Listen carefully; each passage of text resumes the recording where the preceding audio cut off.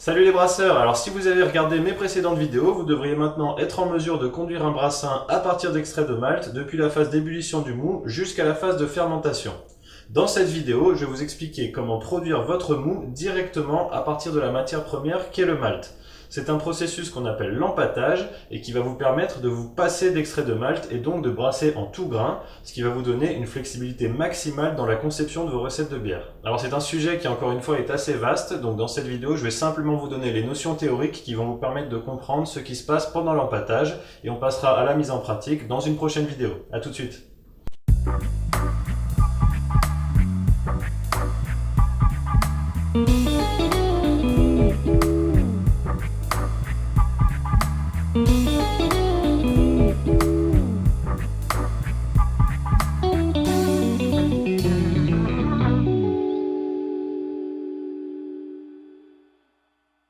Alors pour bien comprendre ce qui se passe pendant le processus d'empâtage, il est d'abord nécessaire de comprendre ce qu'est le malt et comment il est produit. Donc le malt d'orge est produit à partir de grains d'orge et ce que vous pouvez voir ici, c'est une vue en coupe d'un grain d'orge. Donc je vais attirer votre attention sur trois éléments de ce grain d'orge. Le premier élément, ça va être l'embryon ici, et donc c'est la partie du grain qui va être amenée à grandir et donc à développer des racines et un germe. Le deuxième élément sur lequel je voudrais attirer votre attention, c'est l'endosperme ici en bleu. Donc cet endosperme, ça va constituer en fait la réserve d'énergie du grain d'orge, et cette énergie va être stockée sous forme de granules d'amidon enfermés dans une matrice de protéines qui va rendre cet amidon inaccessible. Le dernier élément du grain d'orge qui va nous intéresser, ça va être l'aleurone, ici en jaune. L'aleurone étant une fine membrane qui va envelopper totalement l'endosperme, et c'est à partir de cette membrane que vont être produites les enzymes durant la germination du grain. Et je vous rappelle que les enzymes, ce sont des grosses molécules qui vont permettre de catalyser, c'est-à-dire d'accélérer certaines réactions chimiques. Donc maintenant que vous savez ce qui se cache dans un grain d'orge, on va s'intéresser aux trois étapes du maltage qui vont donc permettre de produire du malt à partir du grain. Donc le maltage va commencer par l'hydratation des grains, ce qui va permettre de solubiliser partiellement le contenu de l'endosperme et donc de le rendre accessible aux enzymes qui seront ensuite produites par l'aleurone. Et c'est cette hydratation des grains qui va déclencher la germination. Donc pendant la germination des grains, l'aleurone va commencer à produire des enzymes. Une première catégorie d'enzymes va commencer par s'attaquer aux matrices de protéines qui enferment les granules d'amidon présentes dans l'endosperme. Cette dégradation enzymatique de ces matrices de protéines va produire des acides aminés qui se retrouveront ensuite dans notre mou et qui représenteront la majeure partie des acides aminés présents dans notre mou. Et je vous rappelle que ces acides aminés seront ensuite nécessaires pour que la levure puisse mener à bien la fermentation de notre mou. Et puis, la dégradation de ces matrices de protéines va permettre de rendre accessibles les granules d'amidon présents dans l'endosperme. L'amidon présent dans l'endosperme ayant été rendu accessible, une deuxième classe d'enzymes, toujours produite par l'aleurone, va pouvoir s'attaquer à cet amidon afin de le découper en sucres simples qui pourront être utilisés comme source d'énergie par l'embryon pour sa croissance. Alors ce processus de dégradation des matrices de protéines visant à rendre accessible l'amidon du grain aux enzymes, c'est ce qu'on va appeler la modification. On va alors parler de malt plus ou moins modifié pour exprimer le fait que l'amidon contenu dans ces malts sera plus ou moins facilement accessible pour les enzymes pendant l'empâtage. Et ce degré de modification du malt va avoir un impact direct sur l'efficacité d'extraction des sucres pendant l'empâtage. On en reparle juste après. Alors une fois que le degré de modification souhaité aura été atteint pendant la phase de germination, le malteur va pouvoir procéder à l'étape suivante qui est le séchage. Ce séchage va avoir plusieurs objectifs. Le premier objectif va être de stopper la germination et donc de figer le degré de modification du malt. Le deuxième objectif va être de promouvoir une bonne conservation du malt. Et enfin, le dernier objectif du séchage va être d'apporter de la couleur et des arômes au malt qui vont ensuite se retrouver dans notre bière en jouant sur les différents paliers de température pendant le séchage. Ce processus de séchage, en raison des températures relativement élevées qui vont être utilisées, va avoir pour conséquence la dégradation partielle des enzymes contenues dans le malt. Ça va donc déterminer le pouvoir diastatique du malt obtenu, c'est-à-dire la capacité des enzymes contenues dans ce malt à transformer de l'amidon en sucre simple. Alors bien sûr, ce séchage peut s'effectuer à différents degrés en fonction du type de malt que l'on veut obtenir. Par exemple, pour du malt de base, le séchage va s'effectuer à relativement basse température, de manière à préserver le pouvoir diastatique de ces malts. Dans le cas des maltes dits caramel, la germination va être utilisée pour produire davantage de sucre qui seront ensuite caramélisés à haute température et donc ces maltes auront un pouvoir diastatique quasiment nul. Et enfin, il existe une très grande diversité de maltes de spécialité qui vont être séchés à différentes températures et qui vont donc exhiber une grande diversité d'arômes, de couleurs et de pouvoirs diastatiques. On va maintenant voir comment utiliser le malt dans notre processus de brassage. Donc ce malt, il va contenir avant brassage des protéines, des acides aminés, de l'amidon, des sucres et des enzymes. Et donc le principe du processus d'empâtage, ça va être d'utiliser intelligemment les enzymes contenues dans ce malt de manière à produire un mou sur mesure pour la bière qu'on est en train de brasser. Pour cela, la première étape, ça va être de moudre notre malt de manière à rendre plus facilement accessible l'intérieur des grains aux enzymes qui seront activées pendant l'empâtage. On va donc obtenir une espèce de farine très grossière qu'on va ensuite plonger dans une certaine quantité d'eau et ce mélange obtenu va s'appeler la mèche. Et cette mèche, on va ensuite lui faire subir différents paliers de température de manière à activer spécifiquement les enzymes qui nous intéressent de manière à produire le mou désiré. À chaque type d'enzyme va correspondre un intervalle de température et de pH lui permettant de travailler de manière optimale. Alors attention, si vous dépassez de manière prolongée l'intervalle de température correspondant à un certain type d'enzyme, vous prenez le risque de dénaturer ces enzymes et qu'elles ne soient donc plus en mesure de fonctionner même si vous revenez par la suite dans le bon intervalle de température. Une dernière chose avant de rentrer dans les détails, l'objectif final de l'empâtage étant l'extraction des sucres de votre malt, on va introduire une notion qui s'appelle l'efficacité d'extraction et qui s'exprime en pourcentage. Et ça va correspondre au rapport entre la quantité de sucre que vous aurez effectivement extrait de votre malt et qui va donc se retrouver dans votre mou, et la quantité totale de sucre potentiellement extractible de votre malt, et je vous expliquerai dans une prochaine vidéo comment calculer cette efficacité d'extraction. Dans la suite, je vais vous présenter quels sont les différents paliers de température que vous pouvez réaliser pendant l'empâtage et quels sont leurs différents objectifs. Le premier palier de température que vous pouvez utiliser, ça va être le palier d'hydratation, qui se réalise donc entre 35 et 45 degrés Celsius pendant environ 20 minutes. Ce palier va avoir pour but d'hydrater le malt fraîchement moulu et de distribuer les enzymes dans la mèche de manière homogène. C'est un palier qui est optionnel mais qui peut parfois augmenter votre efficacité d'extraction de quelques pourcents.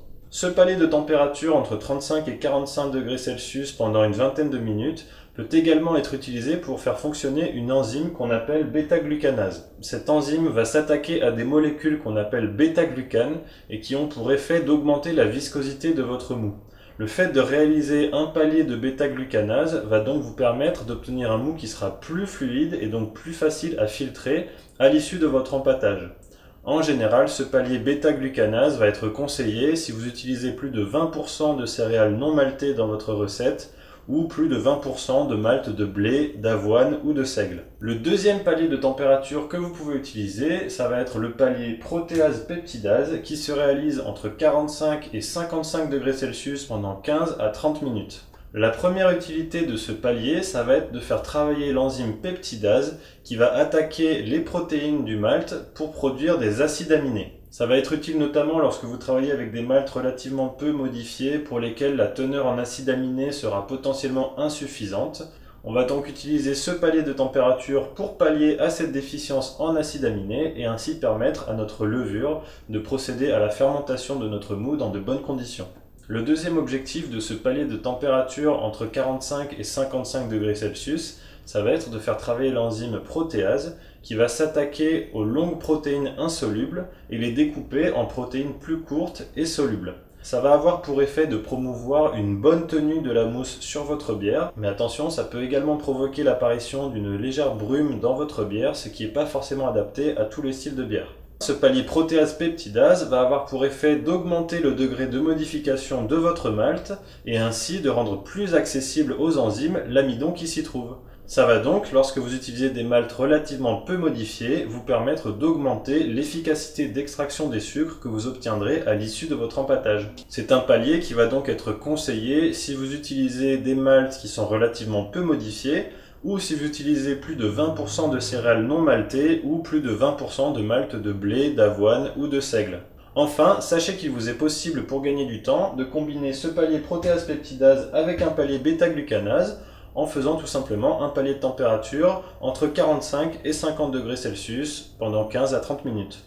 Le palier de température suivant, ça va être le palier de saccharification et c'est le seul palier de l'empâtage qu'il est impératif de réaliser puisque c'est ce palier qui va nous permettre de transformer l'amidon du malt en sucre qui se retrouveront donc dans notre mou et qui pourront être fermentés en partie par notre levure. C'est donc un palier de température qui se réalise entre 60 et 71 degrés Celsius pendant une durée allant en général de 30 à 60 minutes. Ce palier de température va permettre d'activer les enzymes alpha-amylase, bêta-amylase, limite dextrinase et alpha-glucosidase qui vont donc s'employer à découper les longues chaînes d'amidon en sucres plus simples dont certains seront fermentescibles par notre levure. Donc pour vous donner un exemple, une température de saccharification classique, ça va être 67 degrés Celsius. Mais ce qu'il faut savoir, c'est que pendant ce palier de saccharification, plus vous allez aller chercher des températures basses dans l'intervalle 60-71 degrés Celsius, plus vous allez obtenir une forte proportion de sucre fermentescible par rapport au sucre non fermentescible. L'utilisation de ces températures basses pendant un palier de saccharification, ça va donc vous permettre d'augmenter la fermentabilité de votre mou et donc d'augmenter l'atténuation de votre bière à l'issue de la fermentation. Et ça aura concrètement pour effet d'obtenir une bière qui sera plus alcoolisée et plus sèche. Inversement, plus vous irez chercher des températures hautes dans l'intervalle des températures de saccharification, plus vous allez obtenir une grande proportion de sucre non fermentescible dans votre mou, ce qui aura donc pour effet de diminuer l'atténuation de votre bière à l'issue de la fermentation et donc d'obtenir une bière qui sera moins alcoolisée et qui aura plus de corps. Donc ce qui est conseillé en général, ça va être de maintenir votre température de saccharification entre 30 et 60 minutes, mais vous pouvez aussi combiner différentes températures dans l'intervalle de saccharification. Par exemple, vous pouvez très bien faire un palier de température à 64 degrés Celsius pendant 40 minutes, suivi d'un autre palier à 70 degrés Celsius pendant 20 minutes. À vous d'expérimenter. La seule chose à savoir, c'est qu'en général, on va conduire ces paliers par ordre de température croissant, de manière à éviter de dénaturer les enzymes avant d'avoir à les utiliser. La dernière étape de l'empâtage, c'est ce qu'on appelle la sortie d'empâtage. C'est donc un palier de température optionnel qui se conduit en général autour de 75 degrés Celsius. Et le but de ce palier de température, ça va être de dénaturer les dernières enzymes restant dans le mou de manière à figer le profil de sucre que vous aurez obtenu dans votre mou. On peut également utiliser ce dernier palier de température pour fluidifier le mou de manière à faciliter sa filtration. Alors attention lorsque vous effectuez cette sortie d'empâtage que la température de votre mou ne dépasse pas les 77 degrés Celsius tant que le mou est en contact avec le malt. Pourquoi? Car si vous dépassez 77 degrés Celsius, vous allez commencer à extraire des tanins de l'enveloppe des grains de malt, ce qui va avoir pour effet de donner un caractère astringent à votre bière. On va maintenant voir trois facteurs qui vont avoir une influence sur le déroulement de votre empâtage. Le premier facteur, ça va être bien évidemment la durée pendant laquelle vous conduisez vos différents paliers de température. Plus vous allez laisser de temps à vos enzymes pour travailler, plus leur travail va être efficace. Un deuxième facteur qui va influencer le déroulement de votre empâtage, ça va être le ratio eau-grain, c'est-à-dire le ratio entre la quantité d'eau que vous allez utiliser dans votre cuve d'empâtage et la quantité de malt qui s'y trouve.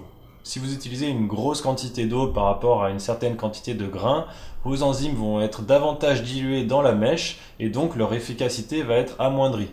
Inversement, si vous utilisez trop peu d'eau, l'activité de vos enzymes risque d'être inhibée au bout d'un moment par la concentration de sucre trop importante dans votre mèche. Donc en général, on conseille d'utiliser un ratio compris entre 3 et 4 litres d'eau par kilo de grains. Et à l'issue de l'empâtage, on va venir compléter le mou obtenu avec une certaine quantité d'eau pendant l'étape de rinçage, de manière à obtenir la densité souhaitée pour notre mou avant ébullition. Donc le troisième facteur qui va avoir l'influence la plus importante, mis à part la température, sur le déroulement de votre empâtage, ça va être le pH de votre mèche. En général, on considère que la mèche doit avoir un pH compris entre 5,4 et 5,8 à température ambiante. Si vous avez un pH trop faible dans votre mèche, vous risquez d'inhiber l'activité de vos enzymes et ça aura des conséquences également sur l'activité de vos levures pendant la fermentation. Inversement, si votre mèche a un pH trop élevé pendant l'empâtage, vous allez également inhiber l'activité de vos enzymes mais vous risquez également d'extraire des tanins des enveloppes de vos grains, ce qui va avoir pour conséquence de donner à votre bière un caractère un petit peu astringent. Et enfin, si ce pH trop élevé de votre mèche est dû à une eau de brassage qui est trop alcaline, c'est-à-dire qui contient une trop grande concentration d'ion carbonate, ça va avoir un effet sur la manière dont seront isomérisés les alpha-acides de vos houblons pendant l'ébullition. Pour formuler ça plus simplement, ça va avoir un effet sur le ressenti de l'amertume issue de vos houblons dans votre bière. Concrètement, le fait d'utiliser une eau de brassage trop alcaline, ça va donner à votre bière une amertume qui sera un petit peu désagréable et écœurante. Donc faites bien attention à ça, notamment si vous brassez des bières dont l'amertume va être une des principales caractéristiques et qui vont dériver cette amertume du houblon, comme par exemple les IPA. Donc si vous avez à votre disposition du papier pH ou un pH-mètre électronique, vous êtes en mesure de vérifier pendant votre empâtage que le pH de votre mèche est bien dans les clous. Alors surtout faites bien attention quand on parle de la valeur de pH recommandée pendant l'empâtage entre 5,4 et 5,8, on parle bien du pH à température ambiante, c'est-à-dire autour de 20 degrés Celsius. Donc si vous mesurez le pH de votre mèche à température d'empâtage, c'est-à-dire entre 50 et 70 degrés Celsius, vous allez obtenir une mesure qui sera inférieure de 0,2 à 0,3 points de pH à la mesure que vous obtiendriez à température ambiante. Il va donc falloir que vous corrigiez cette mesure pour savoir si vous êtes réellement dans les clous par rapport à ce pH d'empâtage. Donc en pratique, on va mesurer le pH de la mèche pendant l'empâtage et on va rajouter 0,2 à 0,3 points de pH pour avoir la valeur qu'on obtiendrait à température ambiante. Et donc ça signifie que pour être dans les clous, il faut qu'on obtienne un pH de la mèche mesuré à température d'empâtage entre 5,1 et 5,5. Je vais maintenant vous donner quelques méthodes pour pouvoir corriger votre pH d'empâtage si vous vous apercevez que vous n'êtes pas dans les clous. Alors si jamais vous obtenez un pH trop faible pendant votre empâtage, ce que vous pouvez faire c'est rajouter un petit peu de bicarbonate de soude à votre eau de brassage. Ça va avoir pour effet de faire remonter l'alcalinité de votre eau et donc de faire remonter votre pH pendant l'empâtage. Si vous faites ça, faites bien attention à utiliser du bicarbonate de soude destiné à une utilisation alimentaire. Inversement, si vous obtenez un pH d'empâtage trop élevé, vous avez plusieurs solutions. Une première solution, ça va être d'incorporer dans votre recette de bière une certaine quantité de malt torréfié, par exemple black malt, malt chocolat, orge torréfié, etc.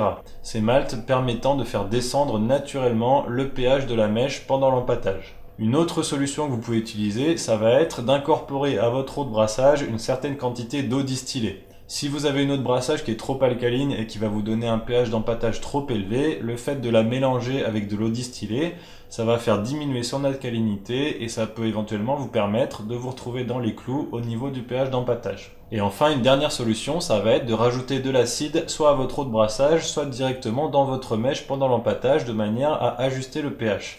Donc les acides qu'on va utiliser en brassage, ça va être notamment l'acide lactique et l'acide phosphorique. Et aussi parfois, on va utiliser l'acide sulfurique ou de l'acide chlorhydrique.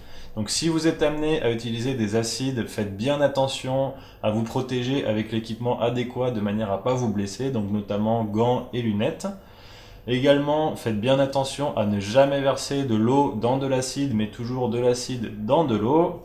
Et enfin, comme pour le bicarbonate, faites bien attention à utiliser des acides qui sont destinés à une utilisation alimentaire. À l'issue de votre empâtage, il va rester encore 2 étapes à réaliser avant de pouvoir passer à la phase d'ébullition du mou. Donc à la fin de l'empâtage, vous avez obtenu du mou, mais ce mou est toujours mélangé avec le grain moulu qui se trouve dans votre cuve d'empâtage et qu'on appelle les drèches. La première chose à faire, ça va donc être de filtrer ce mou de manière à le séparer des drèches. Au cours de cette étape de filtration du mou, les enveloppes des grains qui se trouvent dans votre cuve d'empâtage vont maintenant pouvoir servir de filtre naturel de manière à soutirer un mou qui ne contienne pas de particules de grains. Pour établir ce filtre naturel, vous allez procéder à ce qu'on appelle la recirculation du mou, c'est-à-dire que vous allez soutirer du mou de votre cuve d'empâtage et tant que le mou que vous soutirerez ne sortira pas limpide, vous allez le réincorporer dans la cuve d'empâtage. Une fois que ce filtre naturel constitué des enveloppes des grains se sera formé au fond de votre cuve d'empâtage, vous allez pouvoir procéder à la filtration du mou à proprement parler, c'est-à-dire que vous allez soutirer votre mou et le transférer dans un autre récipient. Et enfin, vous allez également devoir procéder au rinçage de vos drèches. Donc le rinçage de vos drèches, c'est une opération qui va consister à venir verser sur vos drèches de l'eau de brassage à une température appropriée. Donc en général, c'est entre 70 et 75 degrés Celsius, mais pas plus, pour éviter d'extraire des tanins des enveloppes des grains. Et donc ça va permettre de venir laver vos drèches de tous les sucres qui auraient pu y rester collés. Et en même temps, c'est à cette occasion que vous allez compléter votre mou obtenu à l'issue de l'empâtage, de manière à obtenir la densité souhaitée pour votre mou avant l'étape d'ébullition. Suite à ces deux dernières étapes que sont la filtration du mou et le rinçage des drèches, vous aurez obtenu votre mou. Ce sera alors le moment de venir mesurer la densité du mou obtenu en n'oubliant pas de corriger la mesure par rapport à la température du mou. Cette mesure de densité va vous permettre de calculer votre efficacité d'extraction des sucres pendant l'empâtage et ça va également vous permettre d'anticiper la densité que vous obtiendrez en fin d'ébullition en fonction du temps d'ébullition que vous prévoyez. Ok, c'est fini pour aujourd'hui, alors bravo aux courageux qui ont regardé la vidéo jusqu'au bout. Si vous avez apprécié la vidéo, je vous encourage à cliquer sur j'aime, partager la vidéo avec vos amis et vous abonner à la chaîne si ce n'est pas déjà fait. Vous pouvez également me laisser des commentaires en bas des vidéos, que ce soit pour me poser vos questions ou pour me soumettre des critiques constructives sur mon travail. Dans la prochaine vidéo, on s'intéressera à la mise en pratique de tout ce qu'on a vu aujourd'hui. Je vais donc vous montrer comment conduire un empâtage de A à Z avec la filtration du mou et le rinçage des drèches. Et en attendant, portez-vous bien et je vous dis à bientôt pour une prochaine vidéo Bricole Brassicole. Salut!